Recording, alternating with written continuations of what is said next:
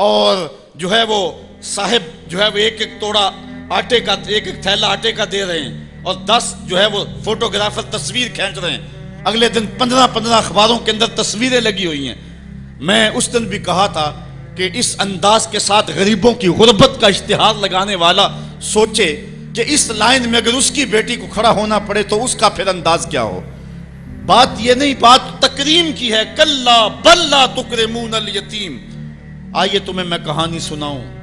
آقا کریم علیہ السلام جا رہے تھے عیدگاہ کو، راستے کے اندر ایک یتیم کھڑا تھا، اور آقا کریم نے کہا کہ بیٹے آج تم یہاں کھڑے ہو، کہا فلاں غزوے میں میرا باپ شہید ہو گیا تھا، میری ماں کا سایہ بھی میرے سر پہ نہیں ہے، لوگ اپنے گھروں میں ہیں، میں کس دہلیز پہ جاؤں۔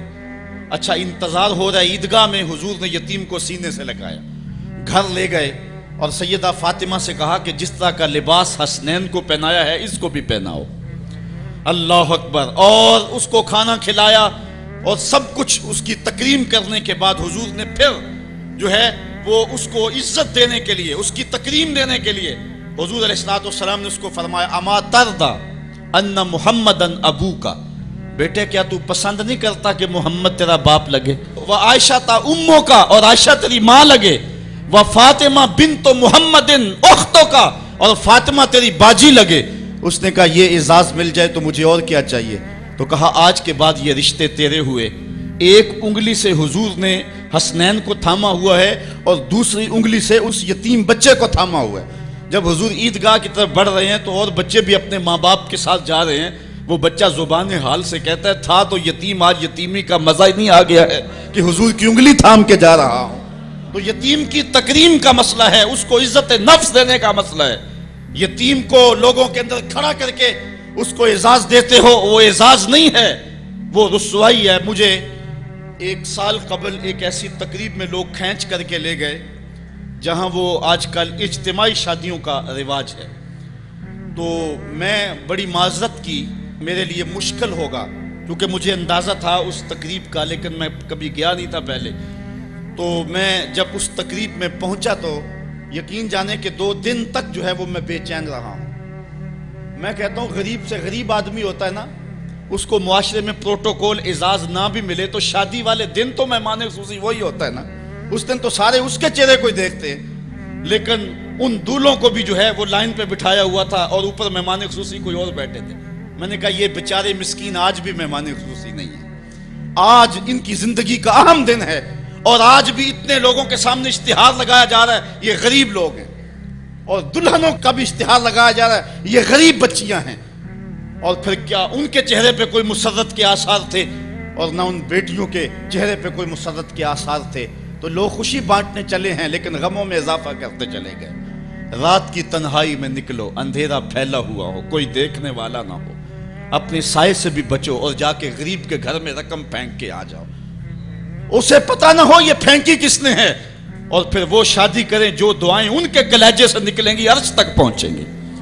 تو بات ہے، بات پیسے دینے کی نہیں ہے، بات تکریم کی ہے۔ کلا، دیکھو قرآن کا اسلوب، کلا بل لا تکرمون الیتیم۔ معاملہ یہ ہے کہ یتیم کی عزت، تکریم۔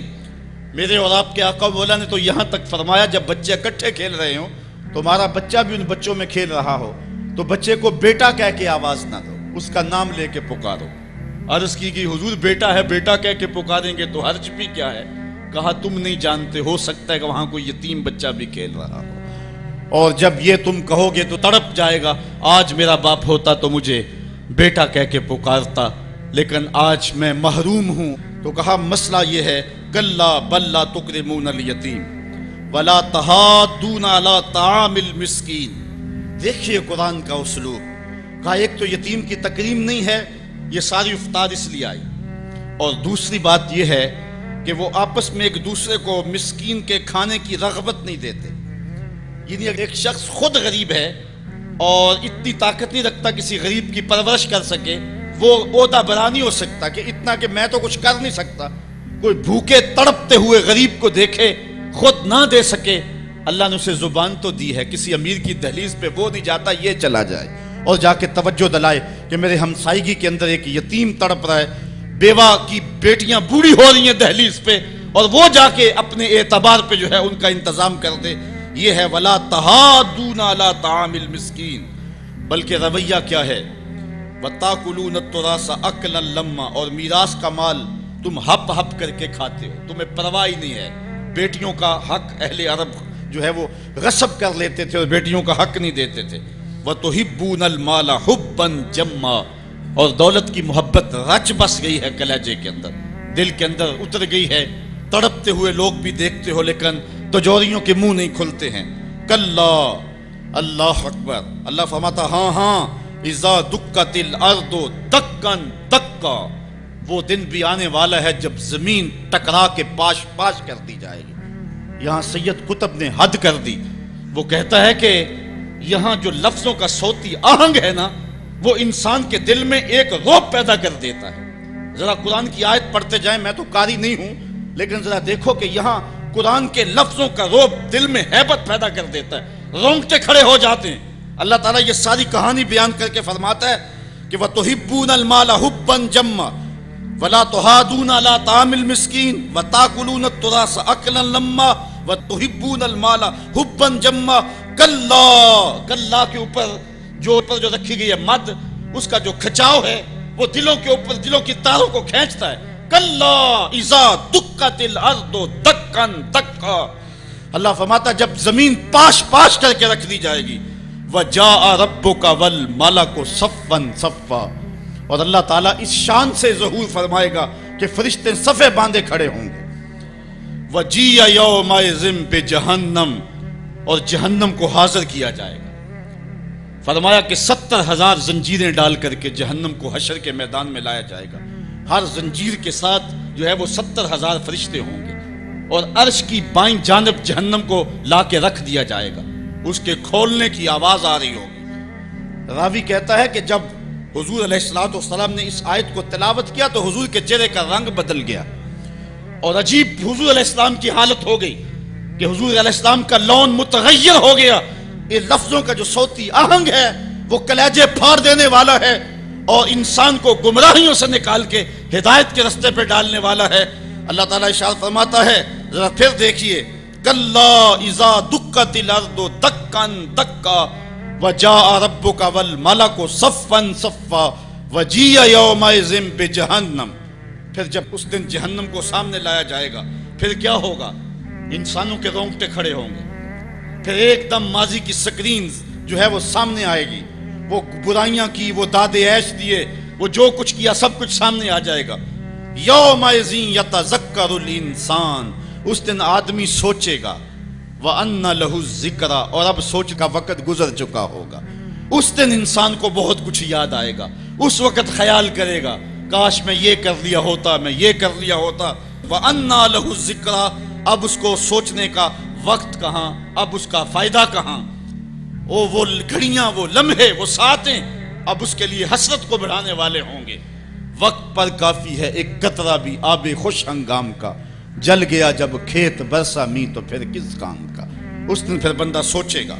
سنو قرآن کا آہنگ، یقولو یا لیتنی قدمت لحیاتی، وہ کہے گا کہائے کسی طرح میں نے جیتے جی نیکی آگے بھیجی ہوتی، زندگی کو میں نے مقصد میں، مصرف میں، کسی کام میں اور کسی جو ہے وہ مقصد میں لگا دیا ہوتا، اور زندگی کا سرمایہ وہاں میں یہاں کے لیے بھیجا ہوتا۔ فَيَوْمَئِذٍ لَا يُعَذِّبُ عَذَابَهُ أَحَدٌ، اللہ تعالیٰ اس دن جو عذاب دے گا کبھی کسی نے ایسا عذاب دیا نہیں ہوگا جو وہ دے گا۔ اللہ اکبر۔ وَلَا يُوثِقُ وَثَاقَهُ أَحَدٌ، اور اس کا سا باندھنا کوئی نہیں باندھتا جس طرح کہ وہ باندھے گا۔ اچھا، جب جہنم کو حشر کے میدان میں لایا جائے گا تو عرش کی بائیں جانب جہنم کو رکھا جائے گا، اور اللہ تعالیٰ جل شانہ جو ہے وہ پورے قہر و جلال میں ہوگا، تو جو برے لوگ ہوں گے ان کا پتا تو پانی ہو ہی رہا ہوگا، وہ تو کہیں گے کہ یا لیتنی قدمت لحیاتی، لیکن جو نیکوکار ہیں ان کا دل بھی ڈول رہا ہوگا، کیونکہ بڑے خطرناک جو ہے وہ لمحے ہوں گے۔ ہمارے ایک ٹیچر ہوا کرتے تھے ریاضی کے، تو وہ بڑے جلالی ہوتے تھے۔ کبھی ہمارا ٹیسٹ لیتے نا تو دوسرے دن جب وہ آتے نا پیریڈ میں، تو باوجود پتا ہوتا کہ سوال ٹھیک ہم نے کیے ہوئے، بعد میں چیک بھی کیے ہوتے، لیکن جب وہ ڈنڈا لے کے داخل ہوتے تو سب کے پتے پانی ہوتے، پتہ نہیں کس کی جو ہے وہ کم بختی آ گئی ہے۔ اور پھر جب وہ اچانک جن لوگوں نے اچھے نمبر لیے ہوئے ہوتے ان کو الگ کرتے اور دوسروں کو الگ کرتے، پھر بھی سارے ڈر رہے ہوتے کہ پتہ نہیں یہ کدھر والے ہیں اور یہ کدھر والے ہیں، اور پھر جب کہتے بیٹا تمہیں شاباش، تو پھر جو مسرت ہوتی نا تو وہ پھر لفظوں میں بیان نہیں ہو سکتی ہے۔ اللہ تعالیٰ فرماتا ہے کہ اس دن پھر کیسا منظر ہوگا، ذرا غور کیجئے کہ جہنم سامنے ہے، اللہ پورے جلال پہ ہے، اور نیکوکار بھی بدکار بھی کھڑے ہیں، کلیجے سینے میں کانپ رہے ہیں۔ پھر اللہ تعالیٰ جو نیکوکاروں کو ان کو الگ کیا کر کے کہے گا، ایک نغمہ نہیں چھڑ جائے گا، یا ایتھا النفس المطمئنہ، اے مطمئن نفس، اے اطمینان والی جانو، ارجعی الی ربک، تم رب کی طرف آ جاؤ، تم اپنے رب کی طرف آ جاؤ، راضیۃ مرضیہ، اس حال میں تمہارا رب تم پہ راضی ہے اور تم اپنے رب پہ راضی ہو۔ یہاں مفسرین فرماتے ہیں کہ رب کا بندے پہ راضی ہونا یہ بھی بڑی بات ہے، لیکن بندے کا رب پہ راضی ہونا یہ بہت بہت بڑی بات ہے۔ بندہ تو راضی ہوتا ہی نہیں، بندہ تو دنیا پہ دیکھ لو راضی نہیں ہوتا، لیکن اس دن کیسا منظر ہوگا بندے کے راضی کا انداز فی ظلال القرآن میں دیکھیے۔ یا ایتھا النفس المطمئنہ، المطمئنہ الی ربہا، المطمئنہ الی طریقہا، المطمئنہ الی قدر اللہ بہا، المطمئنہ فی السراء والضراء وفی البسط والقبض والمنع والعطاء، یعنی تو میرے پہ راضی ہوا، میں نے دکھ دیا تو پھر بھی راضی تھا، میں نے سکھ دیا تو پھر بھی راضی تھا، کڑکتی دھوپ تھی تو پھر بھی راضی تھا، برستی بارش تھی تو پھر بھی راضی تھا، تجھے غربت کے چکی میں پیسا گیا تو پھر بھی راضی تھا، اور تجھے امارت دی گئی تو پھر بھی راضی تھا، میرے بندے تجھے کربلا میں رکھا گیا پھر بھی راضی تھا، اور تجھے فتح مکہ کی شان دکھائی گئی تو پھر بھی راضی تھا۔